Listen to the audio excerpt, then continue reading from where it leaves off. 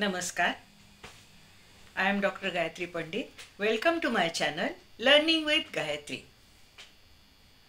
सुलभ Bharti SSC board या पुस्तकातला आपण आज फुलपाखरू आणि मधमाशी याबद्दल चर्चा करणार आहोत. तर हा जो धडा आहे, हा जो लेसन आहे, याच्यामध्ये मधमाशी आणि फुलपाखरू याच्यामध्ये जो संवाद झालाय तो संवाद या ठिकाणी त्यांनी लिहिलेला आहे. आणि हा संवाद लिहिणारे जे लेखक आहेत त्यांचं नाव बाळ गाडगीळ. बाळ गाडगीळ यांनी हा संवाद लिहिलेला आहे. मधमाशी आणि फुलपाखरू हे बोलत असतात आणि हे बोलताना आपल्याला ते काय सांगतात, थोडक्यात काय लेखकाला जे सांगायचं असतं ते ह्या संवादामधून त्यांनी इथे सांगितलेलं दिसतं आपल्याला. तर आपण आता बघूया फुलपाखरू आणि मधमाशी. या ठिकाणी मधमाशीचा जो उल्लेख आलाय ना तो मधू असा आलाय. तर आपण बघूया. सकाळी बागेत एक फुलपाखरू स्वच्छंदपणे फिरत आहे. एक मधमाशी त्याच्याजवळ येते. आता स्वच्छंदपणे म्हणजे काय? स्वच्छंदपणे अगदी मोकळेपणाने, ज्या ठिकाणी काही कुठलंही बंधन नाही त्याला स्वच्छंदपणे असं म्हटलं जातं. स्वच्छंदपणे म्हणजे मनात येईल तसे, मनात येईल असं ते फुलपाखरू फिरत होतं. तर इथे काय होतं? स्वच्छंदपणे म्हणजे मनाला येईल तसं मोकळेपणानं, कुठलंही बंधन नसताना याला स्वच्छंदपणे असं म्हटलं जातं. एक मधमाशी त्याच्याजवळ येते. फुलपाखरू फिरत असतं त्या फुलावरून आणि तिथे मधमाशी येते. आता यांचा संवाद काय झालाय बघूया आपण. फुलपाखरू म्हणायला लागलं, काय ग मधू, इतक्या घाईनं कुठं चाललीस?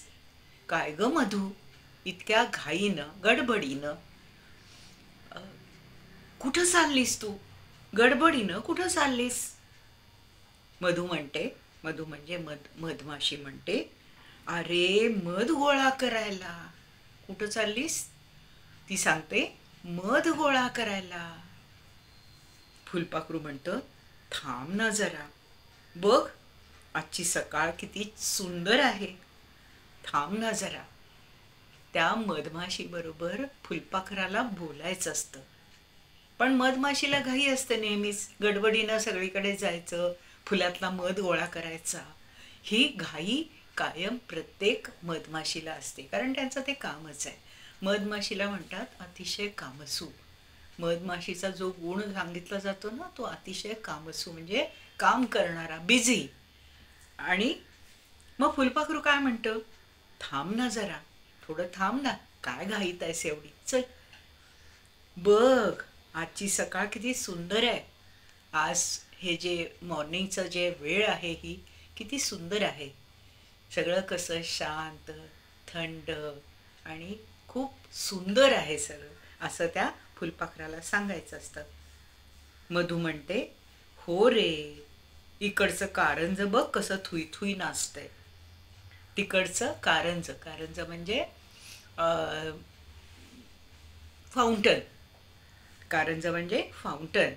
अरे हो रे, तिकडचं कारंज म्हणजे फाउंटन बघ कसं थुई थुई नाचतंय. तुम्ही फाउंटन बघितलं असेल कुठल्याही एखाद्या पार्कमध्ये तुम्ही फिरायला गेलेल्या वेळेला, तिथं जर कारंजा असेल ना तर ते असं पाणी आतनं येत असतं आणि ते छान उडत असतं. तर इथं लेखकाला काय वाटतं की हे Karanj Thuy Thuy नाचतंय. Thuy Thuy त्याला त्या नाचणाऱ्या कारंजाला थुई थुई असं लेखक म्हणतो. हो रे, तिकडचं कारंज बघ कसं थुई थुई नाचतंय. फुलपाखरू म्हणतं, बागेतली फुलं झाडं किती सुंदर दिसत आहेत. सगळी फुलं झाडं सुंदर दिसत आहेत कारण त्याच्यावरती रंगीबेरंगी फुलं आली आहेत. फुलांचा सुवास सगळीकडे दरवळतो आहे. त्या फुलांचा जो सुवास आहे, सुगंध जो आहे, सुवास म्हणजे सुगंध, हे पॅरलल शब्द आहेत. तर सुवास सगळीकडे दरवळतो आहे. दरवळतो म्हणजे सगळीकडे पसरला आहे. त्या फुलांचा सुवास त्या बागेमध्ये जो पसरला आहे तो ह्या फुलपाखराला खूप आवडला आहे. तर मधू काय म्हणते? मंद वारा सुटला आहे. मंद वारा सुटला आहे, कसं छान वाटतंय, पण मला थांबायला वेळ नाही. मंद वारा सुटलाय. मंद म्हणजे खूप शांत असा. मंद म्हणजे खूप स्लो. आणि जोरात आला तर आपल्याला नाही बरं वाटत, पण जेव्हा मंद वारा असतो ना त्यावेळेला आपल्याला खूप छान वाटतं. मंद वारा सुटला आहे, कसं छान वाटतंय. I feel very happy. किती छान वाटतंय, पण मला थांबायला वेळ नाही. मग आत्ताच मी म्हटलं ना, मधमाशी ही अतिशय कामसू असते. तिला थांबायला कधीच वेळ नसतो. प्रत्येक फुलावर जायचं, मध घ्यायचा, तो गोळा करायचा, दुसऱ्या फुलावर जायचं, तिथून मध गोळा करायचा. असं मधमाशा सतत सतत करत असतात. त्या कधीच थांबत नाही. पण मला थांबायला वेळ नाही. फुलपाखरू म्हणतं, थांब थोडा वेळ. आपण या गुलाबाच्या फांदीवर बसून जरा गप्पा मारूया. काय म्हणतं फुलपाखरू? थांब थोडा वेळ. थोडंसं थांब ना माझ्यासाठी. आपण इथे या गुलाबाच्या फांदीवरती बसूया आणि छान गप्पा मारूया. मधू काय म्हणते? नको रे बाबा, इकडे तिकडे तुझ्यासारखा मजेत वेळ घालवायला मला सवड नाही. आत्ताच आपण पाहिलं ना की मधू म्हणजे मधमाशी ही अत्यंत कामसू असते. ती थांबत नाही, कधी सतत काम करत राहते. म्हणजे आपल्याला इथे काय म्हणायचं आहे? मधमाशीसारखं आपण सतत उद्योगी असलं पाहिजे. इथं आपल्याला मधमाशी काय शिकवते? अजिबात वेळ वाया घालवायचा नाही, तर सतत कामात राहायचं, सतत काही ना काहीतरी छान करत राहायचं. कारण मधमाशी छानच गोष्टी करते. मध गोळा करणं ही छान गोष्ट आहे ना. तसं असं ती मधमाशी आपल्याला शिकवते. खरं म्हणजे इकडे तिकडे तुझ्यासारखा मजेत वेळ घालवायला मला सवड नाही. I don't have time. मी सकाळपासून निघाले खरी, पण मध काही गोळा करून झालेला नाही आहे. मी सकाळपासून निघाले आहे, पण मला तेवढा पाहिजे तेवढा अजून मध मिळालेला नाही आहे. पण मध काही गोळा करून झालेला नाही आहे. पूर्ण माझं काम पुरं नाही झालेलं. मी मध गोळा करते आहे, पण जेवढा गोळा करायला हवं आहे, जेवढं मी काम करायला हवं आहे तेवढं अजूनही सकाळपासून नाही झालंय.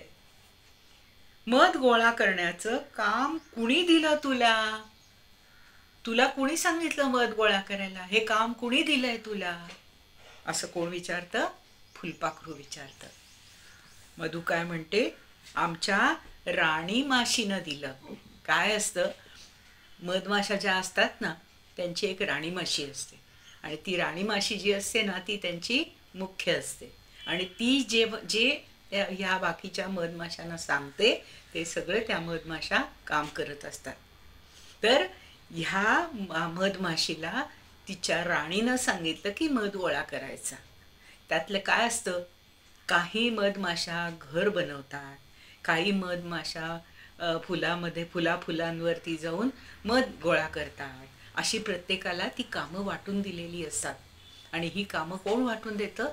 तर त्यांची राणी माशी. तर ती राणी माशी जी असते ना ती सगळ्या मधमाशांना अशी कामं वाटून देते. फुलपाखरू म्हणतं, अगं तरी पण तुला थोडा वेळ घालवायला काय हरकत आहे? अगं थोडा वेळ तरी थांब ना. असं ते फुलपाखरू मधूला म्हणते, म्हणजे मधमाशीला म्हणते. राणी माशीनं जरी तुला सांगितलेलं असलं तरी सुद्धा थांब ना ग थोडा वेळ. ते फुलपाखरू मधमाशीला रिक्वेस्ट करायला लागलंय की थोडा वेळ थांब तू. तिनं सांगितलं म्हणून काय झालं? थोडा वेळ थांब.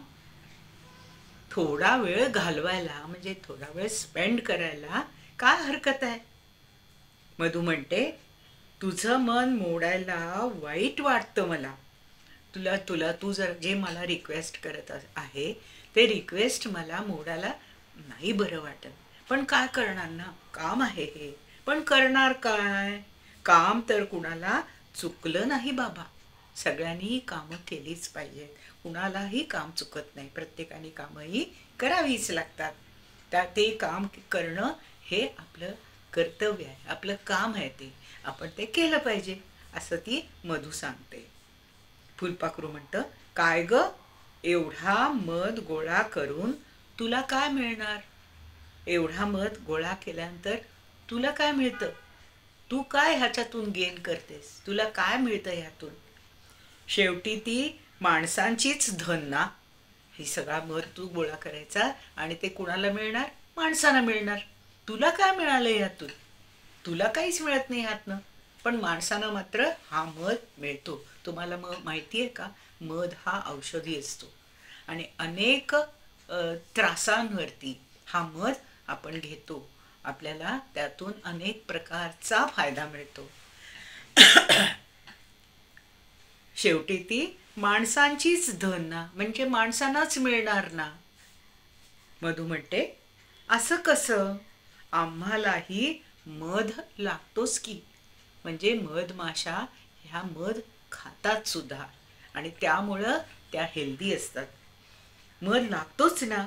मध किती औषधी आहे. इथे आलं ना, मी आत्ता बोलले तसं. मध किती औषधी आहे आणि किती उपयोगी पडतो ते तुला माहीत आहे. फुलपाखराला मधू सांगते की मध हा सगळ्यांना उपयोगी पडणार आहे. आम्हाला सुद्धा तो उपयोग पडतो. आम्ही सुद्धा तो मध खातो आणि त्यातून आम्ही हेल्दी राहतो. बघ, मध किती औषधी आहे आणि किती उपयोगी पडतो ते तुला माहितीच आहे. फुलपाखरू म्हणतं, हो, मधात औषधी गुण असतात. हे खरं आहे का ग? मधात औषधी गुण असतात. मेडिसिन आहे ते एक प्रकाराने. मेडिसिन, खरंच त्याच्यामध्ये मेडिसिन असतं का? खरंच ते औषधी असतं का? हे खरं आहे का ग, औषधी गुण त्याच्यामध्ये असतात हे? मधू म्हणते, अरे मध हा औषधीच आहे. मध हा औषध, ते मेडिसिन आहे. हे मध हा औषधी आहे, ते मेडिसिन आहे.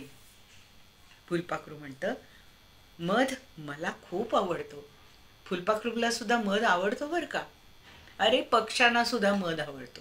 तुम्हाला माहिती आहे का?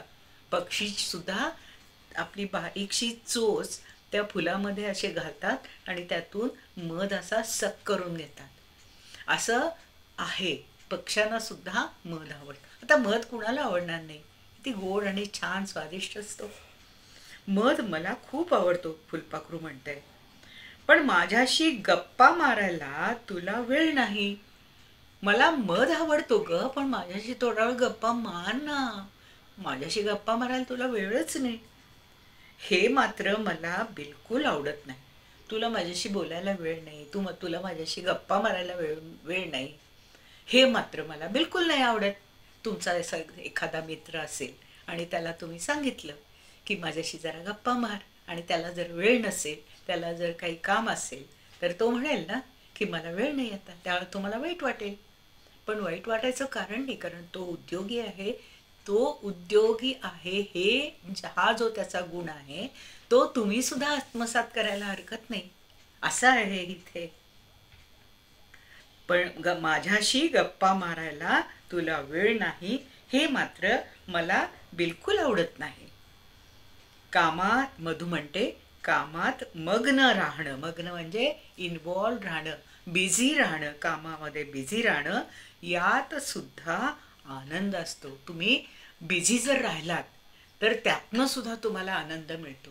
जितकं आपण इन्व्हॉल्व होऊ एखाद्या कामामध्ये तुम्ही बिझी राहिलात तर त्याचा आनंद तुम्हाला मिळतो. तुझंच बघ ना, तुझ्यासारख्या सुंदर फुलपाखराला बघून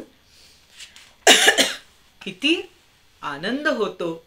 छान रंगीबेरंगी फुलपाखरू उडतंय ह्याच्यावरती, फुलांवरती, पानांवरती, हिरवीगार पानं आणि त्याच्यावरती बसलेलं पिवळं, निळं, पांढरं असं जे फुलपाखरू असतं, अशा प्रकारची अनेक रंगांची फुलपाखरं असतात. तर ती बघायला सुद्धा आनंद वाटतो, खूप बरं वाटतं ते बघ. ते असं फिरत असतं ना, ते आपल्याला बघायला, आपल्याला काय सगळ्यांनाच बघायला खूप बरं वाटतं, आनंद होतो त्यातून. इतरांच्या डोळ्यांना तू सुख देतोस. आपण डोळ्यांनी ते सुख घेतो, पाहतो ना आपण. पाहिलं की आपल्याला ते फुलपाखरू आवडतं, त्याचे रंग आवडतात, ते कसं उडतं ते आवडतं, त्याच्यावरचे डिझाईन्स आपण बघतो, त्याचं डिझाईन जे असतं ते मनामध्ये साठवून ठेवतो आणि त्याची चित्रंसुद्धा आपण काढतो, सुंदर सुंदर चित्र काढतो. त्या फुलपाखरूचं जे चित्र असतं त्याच्यामध्ये छान रंग भरतो. आता हे सगळं आनंदाची गोष्ट आहे, ही सगळी खूप खुशीची गोष्ट आहे. इतरांच्या डोळ्यांना तू सुख देतोस, हेही तू करत असलेलं कामच आहे. फुलपाखराचं काम काय आहे? आनंद देणं. फुलांवरती उडतं ते, त्याचा आनंद माणसांना मिळतो, जे बघतात त्यांना मिळतो. हेही कामच आहे ना, सगळ्यांना सुख देणं, आनंद देणं, डोळ्यांना आनंद देणं. फुलपाखरू म्हणतं, खरं सांगू का, तू इतरांना मोठेपणा देतेस, तोच तुझा चांगुलपणा आहे. आता इथं बघा, मधमाशी समोरच्या व्यक्तीमधला, समोरच्या फुलपाखरामधला गुण शोधती आहे. फार महत्वाचं आहे हे. समोरच्या मधला दोष सगळेच जण दोष बघत असतात, पण गुण बघणं ही एक सवय लावून घ्यावी लागते. आपल्याला समोरच्या माणसातला गुण ओळखता आला पाहिजे, आणि तो जेव्हा तुम्ही गुण ओळखाल आणि तो गुण समोरच्याला सांगाल, त्यावेळेला समोरच्या व्यक्तीतला गुण तुमच्या सांगण्यामुळं, त्याचे गुण वर्णन केल्यामुळं त्या गुण वाढवण्याची त्याची जी इच्छा आहे ती अधिक जास्ती चांगली होते, आणि त्याला वाटतं की अरे आपल्याकडे हा गुण आहे, हा आपण तो वाढवला पाहिजे. हे फार महत्वाचं आहे.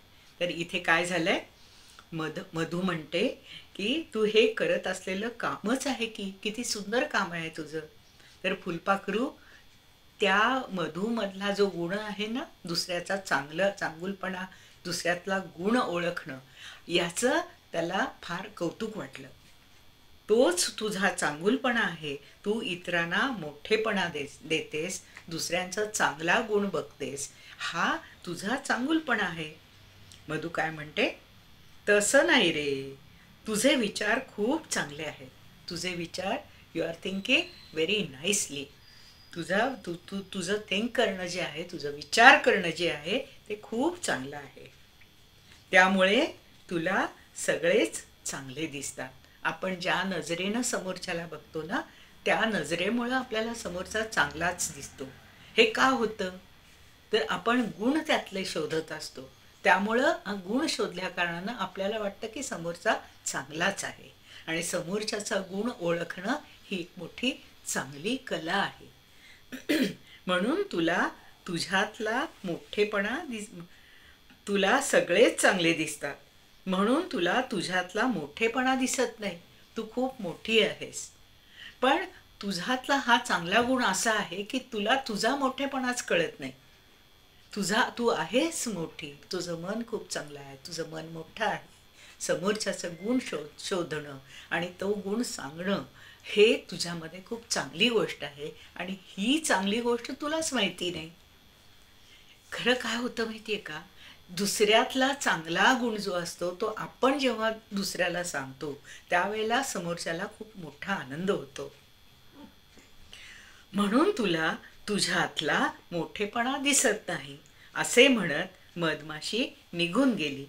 फुलपाखरू तिच्याकडे पाहतच राहिलं. किती गुणी आहे ही मधमाशी, किती चांगली आहे, किती उद्योगी आहे. दुसऱ्यातला चांगुलपणा, फुलातला मध शोधणं, हे सुद्धा फुलातला चांगुलपणा शोधणं असंच आहे. त्यामुळे काय असतं, हे दुसऱ्यातला जो चांगुलपणा असतो तो शोधणं हे प्रत्येकाला छान आलं पाहिजे. हा एक चांगला गुण आपल्यातला आपण वाढवला पाहिजे. आता ह्या धड्यामध्ये आपल्याला अजून काय काय प्रश्न असू शकतात ते आपण बघूया बरं का. आता इथं काय आहे, फुलपाखराने मधूला काय विचारले, इतक्या घाईने कुठं चाललीस, असे फुलपाखराने मधुला म्हणजे मधमाशीला विचारले. आता इथे अजून प्रश्न काय येऊ शकतो? अरे कुठे चाललीस, तू कुठे चाललीस असं विचारल्यानंतर मधमाशीने काय उत्तर दिले? काय उत्तर दिले? मध गोळा करायला असे उत्तर मधमाशीने फुलपाखराला दिले. सरळ झालं. त्यावर फुलपाखरू काय म्हणालं? कशासाठी थांबायला सांगितलं फुलपाखरानं? तर फुलपाखराला मधमाशी बरोबर गप्पा मारायच्या होत्या आणि सकाळ खूप छान आहे हे त्यानं त्यासाठी तिला सांगितलं. आता ह्याच्यामध्ये तुम्हाला 2 प्रश्नांची उत्तरं मिळू शकतात. एक तर कुठलं? तर सकाळ खूप छान आहे. फुलपाखराला सकाळ कशी वाटली? फुलपाखराला सकाळ किती सुंदर आहे, खूप सुंदर वाटली. एवढंच लिहायचं. फुलपाखराला सकाळ खूप सुंदर वाटली. ते सकाळी फुलपाखरू तिथं असताना तिथे काय दिसलं त्याला? तर त्याला तिथे काय दिसलं बरं? थुई नाचणारं कारंजं दिसलं ना? तर ते लिहायचं. फुलपाखराला तिथे काय दिसलं? तर सकाळ सुंदर दिसली. आणि मधूला काय दिसलं? तिकडचं कारंजं थुई नाचतंय असं दिसलं. बरं पुढे काय होईल? बागेतली फुलझाडं सुंदर दिसली. हे लिहिता येईल. कशी दिसली फुलझाडं? ती सुंदर दिसली. फुलांचा सुवास दरवळलेला, हे सांगता येईल तुम्हाला. म्हणजे कसं? इथे काय म्हणता येईल? सगळीकडे काय दरवळले होते असा प्रश्न विचारला तर तुम्हाला काय सांगता येईल? सगळीकडे फुलांचा सुवास दरवळला होता. आता पुढे आपण बघूया. त्यानं तिला कशासाठी आग्रह केला? फुलपाखरानं मधूला कशासाठी आग्रह केला? तर इथे काय लिहिता येईल तुम्हाला? फुलपाखरानं मधूला त्याच्याबरोबर फांदीवर बसून गप्पा मारायचा आग्रह केला. तर असा सगळा हा लेसन खूप सुंदर आहे आणि यातनं तुम्हाला समजण्यासारखं सुद्धा खूप आहे. तर कसं? परत एकदा तुम्हाला सांगते. मधमाशी ही उद्योगी असते. आपण तिचा उद्योगी हा स्वभाव आपल्यामध्ये आणला पाहिजे. हे एक झालं. बरं पुढे काय? मधमाशीला समोरच्या व्यक्तीतला गुण शोधायची अतिशय चांगली सवय आहे. नाहीतर दोष शोधायचं आणि दोष म्हणत बसायचं, त्याला त्यातनं आनंद कोणाला मिळत नाही. तर मग काय होतं? दुसऱ्याचा आनंद छान करणं, दुसऱ्यांना आनंद देणं, हे कशामधून तुमचं तयार होऊ शकतं? तर समोरच्याचा गुण शोधणं हे तयार होतं. पण तिला अजून काय वाटतं? तर फुलपाखरू सुद्धा तितकंच चांगलं आहे. ते फुलपाखरू सुद्धा इतरांना आनंद देतं. ते कसं आनंद देतं? तर फुलांवरती ते नाचतं, त्याचे वेगळे वेगळे रंग बघून सगळ्यांना आनंद वाटतो. आणि हे जे आहे हे सगळ्यांनी आपल्यामध्ये आणलं पाहिजे. तुम्हाला आजचा व्हिडिओ कसा वाटला हे मला जरूर सांगा. माझ्या चॅनलला सबस्क्राईब करा, लाईक करा आणि शेअर करा. थँक्यू.